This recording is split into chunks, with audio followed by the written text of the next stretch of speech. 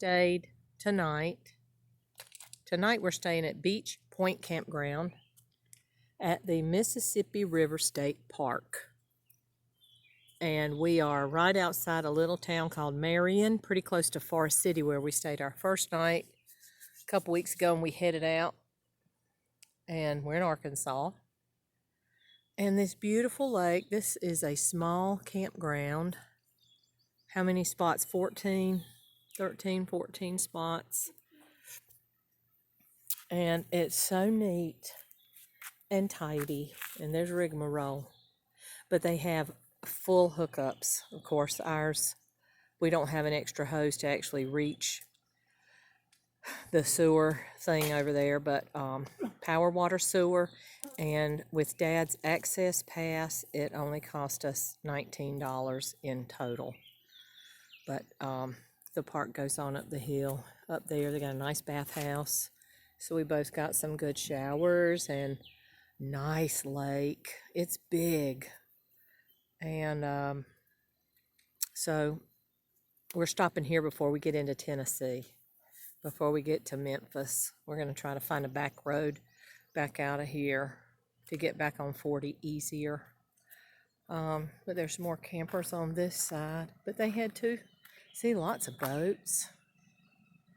And, oh, it's just so beautiful. It feels perfect out here right now. There's a couple mosquitoes, of course, eating me. But we lucked up, kids. And Dad's just been, oh, wave, Dad. He's cooking our burgers. So we're going to take a couple days to get back. Go to see Bob. We're thinking by Tuesday. We're going to see how far we can drive tomorrow. We stayed at a KOA last night in Oklahoma. They had just had a massive flood and a horrible wreck on the interstate that shut it down completely. Everybody got rerouted. We hit Google Maps and found back roads to go all the way around and beat all that on 40 that had stopped and was being rerouted. And because we came out right above where our exit was for the KOA that I had reservations for.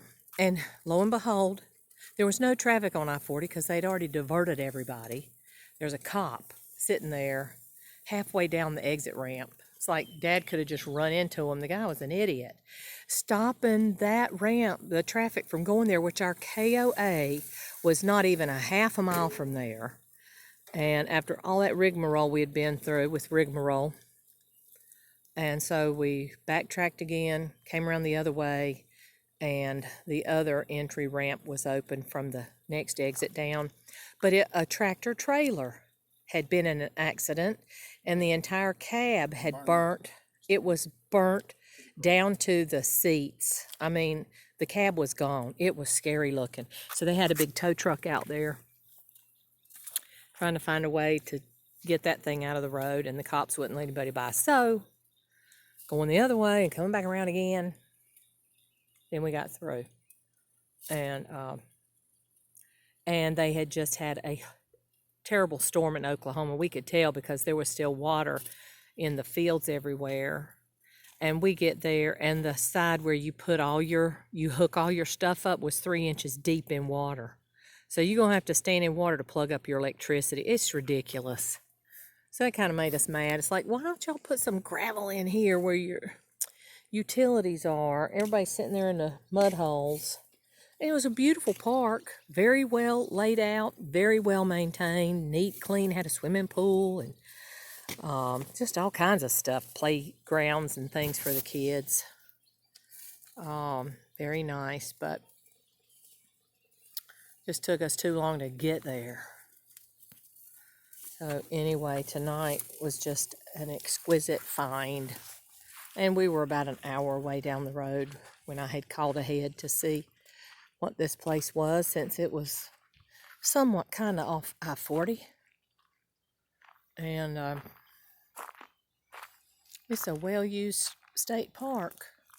And it's part of St. Francis National Park, which is why I guess Dad's access pass applied. So you see the bathhouse up there. And then everybody's just kind of laid out around the lake. Very nice. I know people around here love coming here. So anyway, that's where we are tonight. And we're going to just travel on tomorrow, see how far we get. And we'll talk to y'all later. And there's no Wi-Fi out here. So, of course, this is going to be posted a day late. Better late than never.